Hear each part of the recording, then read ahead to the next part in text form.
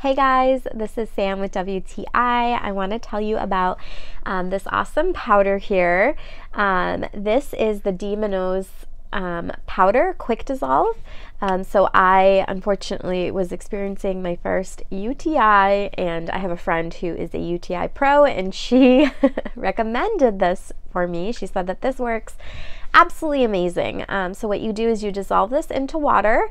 It is tasteless, but like typical tasteless things, it has like a slight taste to it, but it's not a taste. You know what I mean if you've ever had like the tasteless things, but it's fine.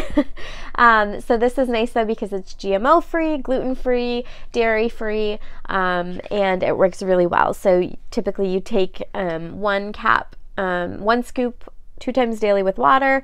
If you start taking it at the beginning of a UTI, people have seen results that it can help quickly get rid of their UTI. So I used it. I also drank tons of water, and I was able to kick it out. So I feel like it works really well, and I feel like it's definitely a nice thing to have in your cabinet if you're prone to UTIs, or just to have on hand just in case. So definitely recommend it, and that is my point of view.